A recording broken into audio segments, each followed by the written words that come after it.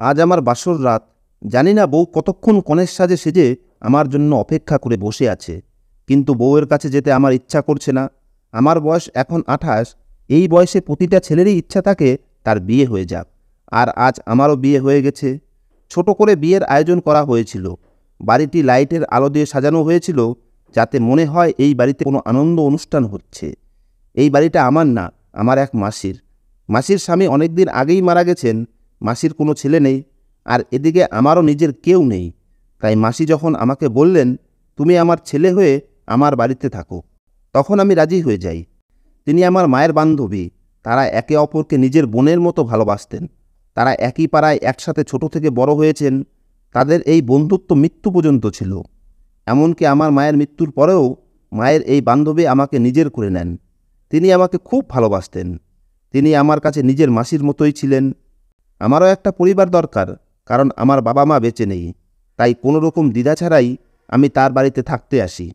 গত 3 বছর ধরে আমি এই বাড়িতেই আছি। বাড়িতে মাসি আর তার মেয়ে থাকত। 3 বছর আগে মাসির মেয়ের বয়স ছিল 11। আমি তার সাথে বাচ্চার মতো ব্যবহার করতাম। কিন্তু সেই 11 বছরের মেয়ে আজ 14 বছর বয়সী হয়ে আমার ঘরে নতুন বউ সেজে বসে আছে। সেই ঘর যেটা মাসি আমাকে গত 3 বছর ধরে থাকতে দিয়েছেন। কিন্তু কখনোই ভাবিনি যে মাসির এই বাচ্চা মেয়ের সাথে আমার বিয়ে হবে। সে ঘরের ভিতরে বসে আছে, আর আমি টিভি ঘরের সোফায় বসেছিলাম। মাসি সম্ভবত ঘুমোতে গেছেন, এবং বাড়িতে যে কয়েকজন অতিথি এসেছিলেন তারাও বাড়ি ফিরে গেছেন। রুমে যাব কি যাব না তা নিয়ে দ্বিধায় ছিলাম। কিভাবে একটা 14 বছরের মেয়ের সাথে স্বামী স্ত্রীর সম্পর্ক বজায় রাখব, ভাবতেই অদ্ভুত লাগছিল যে আমি এত ছোট মেয়েকে বিয়ে করেছি। আমি কেবল মাসির কথাতেই এই বিয়ে করেছি। হ্যাঁ, শালিনী যদি একটু বড় হতো, তার বয়স যদি 14-র পরিবর্তে 18-19 বছর হতো, তবে আমিও এই বিয়েতে খুশি হতাম। কারণ সে খুব মিষ্টি একটা মেয়ে। তাকে বিয়ে করতে আমার কোনো আপত্তিই থাকতো না। আমার আপত্তির কারণ শুধুমাত্র শালিনীর কম বয়স, এর বেশি কিছু না। মাসি আমাকে এমনভাবে ইমোশনালি ব্ল্যাকমেল করেন যে আমি না করতে পারিনি। আমি মাসিকে বলেছিলাম যে আমি শালিনীকে এখন বিয়ে করে নেই, তারপরে শালিনী বড় হতে হতে আমি বন্ধুর কাছে দুবাই গিয়ে কিছু কাজ করি, তাতে কিছু উপার্জনও হবে, তারপরে আমরা স্বামী স্ত্রীর মতো একসাথে থাকব। কিন্তু মাসি বললেন আমি বিয়ের সঙ্গে সঙ্গেই বিদায় দেব। আমি ব্যাপারটা বুঝলাম না। আমরা তো একই বাড়িতে থাকি। এমন তো নয় যে শালিনীকে এই বাড়ি ছেড়ে অন্য বাড়িতে বিদায় নিতে হবে। বিদায় বলতে মাসি যা বোঝাতে চেয়েছিলেন তা হলো স্বামী স্ত্রী যেভাবে একটা সম্পর্কের মধ্যে আবদ্ধ হয় সেটা। আমি চাইতাম শালিনী বড় হওয়ার পর, অর্থাৎ 4-5 বছর পরে আমরা সেটা শুরু করব। কারণ এত ছোট মেয়ে বিয়ে করাকে আমি আইনত অপরাধ বলে মনে করি। আর সত্যিই তো এটা আইনত অপরাধ। তাই তো মাসি চুপচাপ আমাদের বিয়ে দিয়েছিলেন। নইলে পুলিশ যদি জানতে পারে, তাহলে আমাদের বাড়িতে এসে সবাইকে তুলে নিয়ে যাবে। কারণ এই ব্যাপারে আইন খুব কড়া। এই বিয়ে নিয়ে আমি খুব ভয়ে ভয়ে ছিলাম, কারণ এতে আমার ভবিষ্যতও নষ্ট হয়ে যেতে পারে। কেউ যদি পুলিশের কাছে বা কোর্টে গিয়ে রিপোর্ট করে যে আমি নাবালিকা মেয়েকে বিয়ে করেছি, তাহলে নিশ্চয়ই আমার শাস্তি হবে। এসব ভাবতে ভাবতে উদাস হয়ে সোফায় বসে রইলাম। মাসি ঘরের দরজা খুলে বাইরে এসে আমাকে দেখে অবাক হয়ে বললেন, তুমি এখনও ঘরে যাওনি? শালিনী তোমার জন্য অপেক্ষা করে বসে আছে। মাসির মুখে একথা শুনে কেন জানি না আমার খুব অদ্ভুত লাগলো। মনে মনে ভাবছি মাসিকে কি উত্তর দেব। যদিও সত্যিই বউ হওয়ার যোগ্য হতো, তাহলে আমার কোনো আপত্তি ছিল না। কিন্তু ও একটা 14 বছরের বাচ্চা মেয়ে। আমি মাসিকে বললাম আমার শরীর ভালো নেই। তখন মাসি বললেন, কোনো অজুহাত চলবে না, তোমাকে তোমার বউয়ের কাছে যেতেই হবে।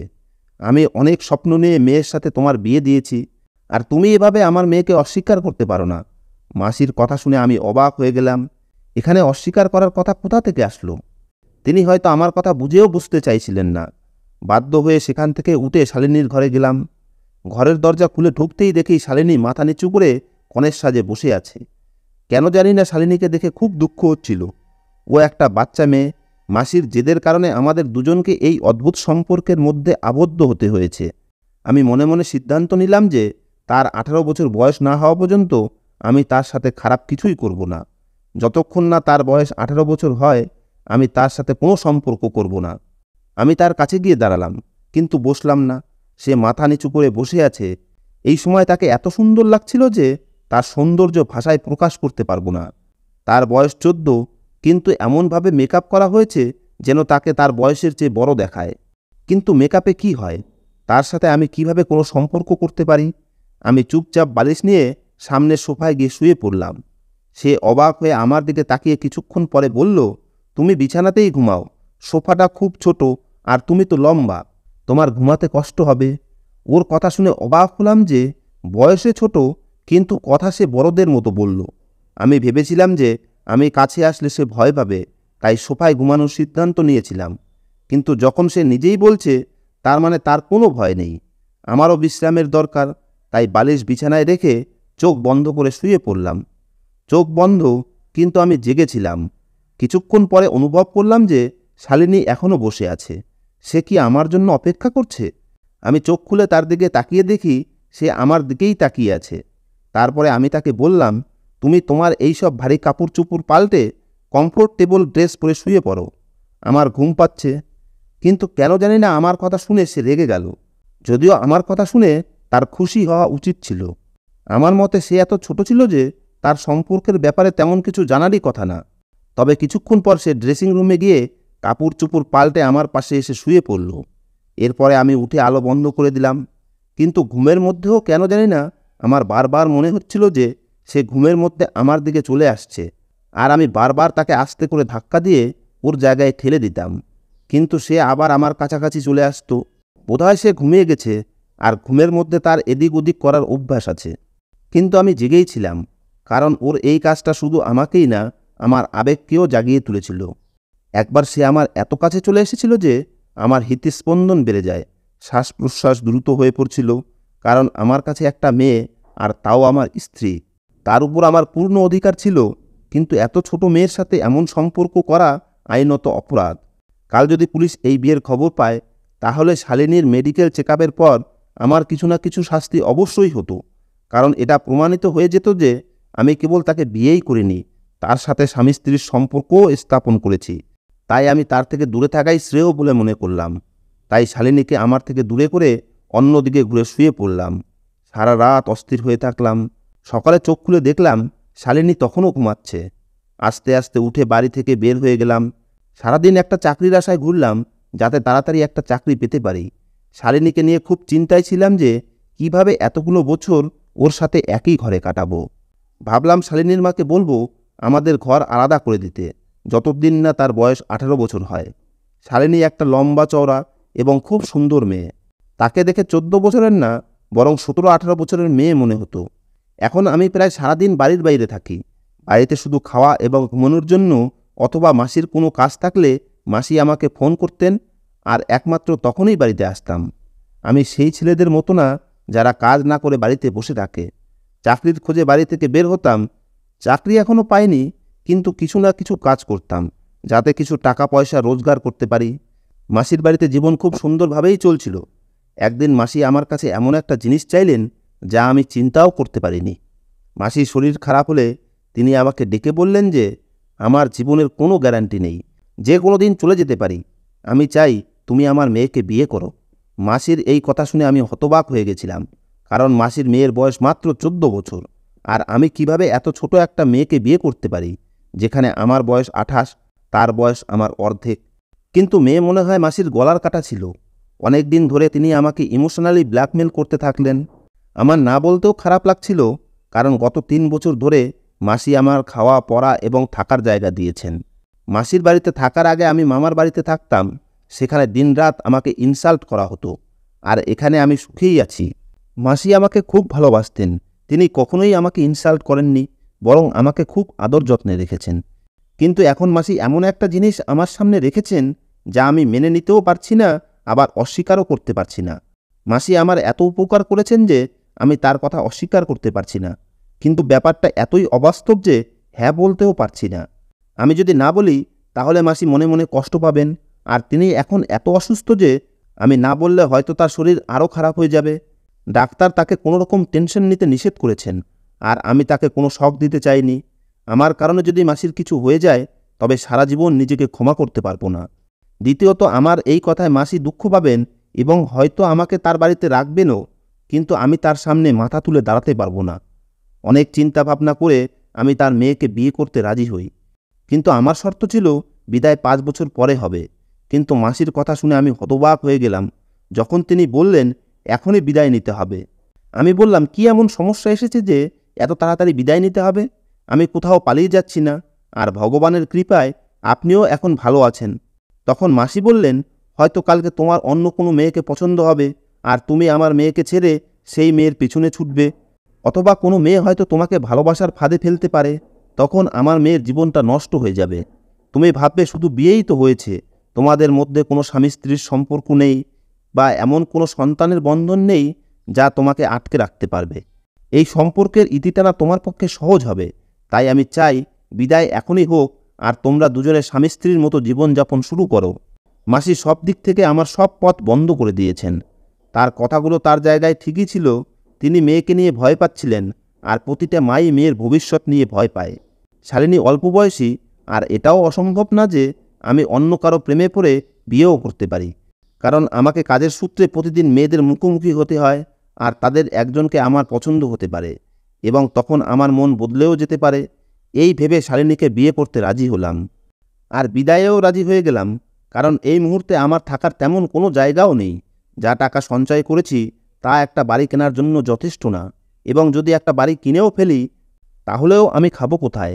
এই কথা মাথায় রেখেই শালিনীকে বিয়ে করাটা শ্রেয় মনে করি, এবং এটাই আমার কপাল বলে মেনে নিই। ভেবেছিলাম তার বড় হওয়ার জন্য কয়েক বছর অপেক্ষা করব, আর তারপরেই তার সাথে আমি সম্পর্ক করব। আর এটাও হতে পারে যে শালিনী হয়তো আমাকে বিয়ে করতে চাইল না, কারণ আমার বয়স তার দ্বিগুণ। আর যদি সে এটা করে তাহলে আমার জন্য খুব সহজ হবে, এবং আমার পথও পরিষ্কার হয়ে যাবে। কিন্তু শালিনীর কাজ দেখে আমার অন্যরকম মনে হচ্ছিল। শালিনী বিয়েতে অমত্ত করেইনি, উল্টে আমি তাকে যত ছোট ভেবেছিলাম সে ততটাও ছোট না। সে বিভিন্ন অজুহাতে আমার কাছে আসার চেষ্টা করত। আমি ভাবলাম হয়তো মাসি তাকে শিখিয়ে পড়িয়ে দিয়েছে যে কোনোভাবে আমাদের মধ্যে যেন স্বামী স্ত্রীর সম্পর্ক তৈরি হয়, এবং শালিনী যেন খুব শীঘ্রই প্রেগনেন্ট হয়, আর আমাদের দুজনের মধ্যে বন্ধন দৃঢ় হয়। এটা দেখে অবাক হয়েছিলাম যে তিনি তার মেয়ের স্বাস্থ্য নিয়ে একটুও চিন্তিত না। তিনি কেবল তার ভবিষ্যৎ সুরক্ষিত করতে চান। আমি কোথাও পালিয়ে যাচ্ছি না। কিন্তু কিছু সময় পর আমার ধারণাও ভুল প্রমাণিত হয়।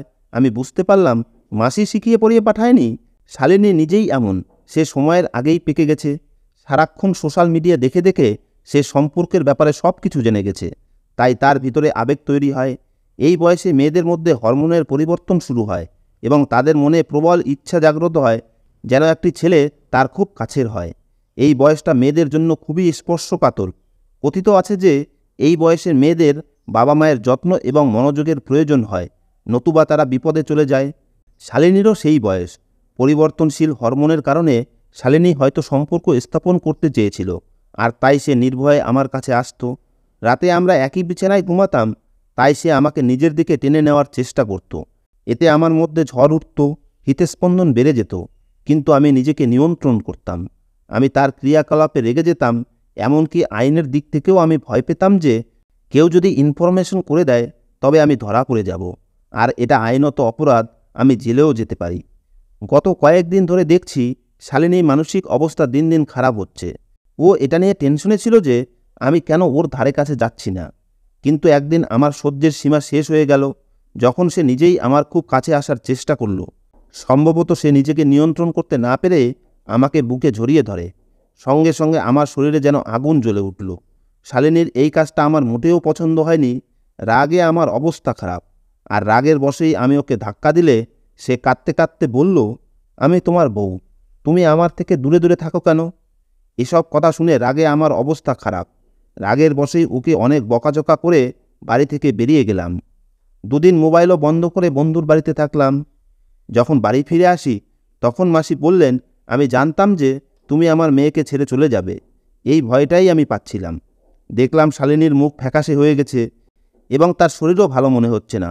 সম্ভবত আমার বাড়ি থেকে চলে যাওয়ার কারণে তার এই অবস্থা। আমি প্রথমবার আমার ভুল বুঝতে পেরে মাসিকে একটা অজুহাত দেখালাম যে আমি 2 দিনের জন্য শহরের বাইরে গেছিলাম। শালিনী চুপচাপই ছিল। আমার নিজের উপর রাগ হচ্ছিল যে তার সাথে এরকম ব্যবহার করা আমার উচিত হয়নি। সে খুব সেন্সিটিভ বয়সের মধ্যে দিয়ে যাচ্ছে, এবং তাকে রাগ নয় ভালোবাসা দিয়ে বোঝানো উচিত ছিল। আমি তাকে সেদিন রেগে বলেছিলাম, আজকের পরে তুমি আমার সাথে একই বিছানায় শোবে না, না হলে আমি বাড়ি ছেড়ে চলে যাব। সেই কথা মনে পড়লে আমি শালিনীকে কাছে ডাকলাম। আমার ডাক শুনে সে ভয় পেয়ে বলল, প্লিজ তুমি কোথাও যেও না, আমি সোফায় ঘুমাবো। ওর কথা শুনে আমি লজ্জা পেলাম। দীর্ঘশ্বাস ফেলে শালিনীর কাছে এসে ওর হাত ধরে ওকে বিছানায় বসিয়ে বললাম, সরি, আমি রাগের মাথায় তোমাকে অনেক কটু কথা বলে ফেলেছি। আমার কাছ থেকে একটু সহানুভূতি পেয়ে ও কাঁদতে শুরু করলো এবং কাঁদতে কাঁদতে আমার বুকে মাথা রাখলো। আমি চাইলেও তাকে নিজের থেকে দূরে সরাতে পারলাম না। শালিনী আমাকে জড়িয়ে ধরে কাঁদতে কাঁদতে বলল, আমি জানি আমি খুব খারাপ দেখতে। তুমি আমার মায়ের জেদের কারণে আমাকে বিয়ে করেছ। তার কথা শুনে আমি তার মুখ তুলে বললাম, তোমাকে আমার খারাপ লাগে না, বরং তোমাকে আমি পছন্দ করি। তোমার থেকে দূরে থাকতে আমার কষ্ট হয়, কিন্তু তোমার কাছে আসতে পারছি না, কারণ তুমি খুবই ছোট। আমি এত কম বয়সে তোমাকে কোনো বিপদে ফেলতে চাই না। আজ আমি তাকে আমার সব কথা বললাম। আমি ভেবেছিলাম এই কথা শুনে সে তৃপ্তি বোধ করবে, কিন্তু সে আরও গভীর চিন্তায় হারিয়ে গেল। সময় যত এগিয়েছে শালিনীর পেটও ফুলতে শুরু করেছে এবং গায়ের রঙও ফ্যাকাশে হয়ে গেছে। এই সময় শালিনী চুপচাপ থাকতে শুরু করে আর বেশ অসুস্থও থাকত। আমি মাসিকে বললাম শালিনীকে ডাক্তারের কাছে নিয়ে যেতে। তখন মাসি বললেন, আমি ডাক্তারের কাছে নিয়ে গেছিলাম, ওষুধ খাচ্ছে, তাড়াতাড়ি ঠিক হয়ে যাবে। একদিন মাসির শরীর খুব খারাপ হয়, তার বুকে প্রচণ্ড ব্যথা শুরু হয়েছে। আমি তাকে হাসপাতালে নিয়ে যেতে যেতে রাস্তাতেই তিনি মারা যান। শালিনীর জন্য এই ধাক্কাটা খুব বড়। সেই সময় একমাত্র আমিই ছিলাম তাকে সান্ত্বনা দেওয়ার জন্য, কিন্তু এদিকে আমি বুঝতে পারছি যে তার পেট খুব বড় হতে শুরু করেছে। আমি তাকে ডাক্তারের কাছে নিয়ে গেলে ডাক্তার আল্ট্রাসাউন্ড করে যা বললেন তাতে আমি হতভম্ব হয়ে গেলাম। ডাক্তার বললেন যে আপনার স্ত্রী 5 মাসের গর্ভবতী। কথাটা শুনে আমার মাথা ঘুরতে লাগলো। যে মেয়েকে আমি বাচ্চা ভেবে তার ধারে কাছে যায়নি, সে এত অল্প বয়সেই এসব কীর্তি করে বেরিয়েছে, আর তার অপরাধ লুকানোর জন্য আমাকে বিয়ে করেছে। এখন আমি মাসির তাড়াহুড়া করার কারণ বুঝতে পারছি। এখন আমি বুঝতে পারছি শালিনীর আমার কাছে আসার কারণ। এত কম বয়সে শালিনী এসব করতে পারে ভেবে হতভম্ব হয়ে গেলাম। ডাক্তার বললেন, তোমার বউ খুব ছোট, ওর যত্ন নিও, না হলে ডেলিভারিতে অসুবিধা হতে পারে। বাড়ি ফিরে আমি শালিনীকে বিছানায় ঠেলে ফেলে বললাম, তুমি এত অল্প বয়সে যে এসব করতে পারো তা আমি ভাবতেই পারিনি। তুমি আর মাসি আমাকেই পেয়েছিলে এই পাপ লুকানোর জন্য। সে কাঁদতে শুরু করে বলল যে এতে আমার কোনো দোষ নেই। এক অটো ড্রাইভার আমার উপর জোর করে, এই বলেই সে হিসকি তুলে কাঁদতে কাঁদতে বলল যে মা আমাকে ডাক্তারের কাছে নিয়ে গেছিল, কিন্তু ডাক্তার অ্যাবর্শন করতে অস্বীকার করে বলেন যে আমি এখনও অনেক ছোট, সহ্য করতে পারবো না, তাই তিনি আমার অ্যাবর্শন করেননি। এই কথা শুনে শালিনী কাঁদতে লাগলো। কিছুক্ষণ পর বলল, আমাকে ডিভোর্স দিও না, তুমি চাইলে অন্য কাউকে বিয়ে করো, আমার কোনো আপত্তি নেই, কিন্তু আমাকে একা রেখে যেও না, আমার কেউ নেই। বলে সে আমার পায়ের কাছে বসে পড়ল, কিন্তু আমি তার দিকে তাকালামই না। সে এবং তার মা আমার সাথে যে বিশ্বাসঘাতকতা করেছে তা আমি সহ্য করতে পারছিলাম না। আমি তাকে ধাক্কা দিয়ে চিরকালের জন্য বাড়ি থেকে বেরিয়ে গেলাম। অনেক দিন ধরে দুবাই যাওয়ার প্রস্তুতি নিচ্ছিলাম। আমি ভেবেছিলাম যে শালিনীকে ওর মায়ের কাছে রেখে দুবাই যাব এবং 4-5 বছর পরে ফিরে আসব। ততদিনে শালিনীর বয়স 18-19 হয়ে যাবে, তখন আমি ওর সাথে বিবাহিত জীবন শুরু করতে পারবো। কিন্তু আজ যে সত্যটা আমার সামনে প্রকাশ পেল তাতে আমার আত্মমর্যাদায় ঘা লাগলো। দুবাই যাওয়ার সমস্ত কাগজপত্র রেডিই ছিল। আমি শালিনীকে না জানিয়েই পরের দিনই দুবাই চলে আসি। এটা আমার মাথাতেই আসেনি যে সে একজন তরুণী মেয়ে, যে মা হতে চলেছে, আর যার মাও বেঁচে নেই। সে একা কিভাবে কি করবে, তখন আমি এটা মোটেও ভাবিনি। আমি কেবল রাগ করে এই সিদ্ধান্ত নিয়ে তাকে ফেলে দুবাই চলে এসেছি। এখানে এসে কাজ খুঁজতে লাগলাম। কয়েকদিন পর একটা ভালো জায়গায় চাকরি পেয়ে কাজে ব্যস্ত হয়ে পড়লাম। শালিনীর খোঁজ খবর রাখিনি, তবে আমি যা করেছি তা সম্ভবত ভুল ছিল। এখন এই চিন্তাই আমাকে শান্তিতে থাকতে দিত না। আমি প্রায় রাতে ঘুম থেকে উঠে জেগে বসে থাকতাম। সময় এভাবেই কেটে যেতে থাকে। 2 বছর পর আমি দেশে ফিরে আসি, কারণ আমার 2 বছরের চুক্তি ছিল, যেটা শেষ হয়ে গিয়েছে, আর আমি 2 মাসের ছুটিও পেয়েছি।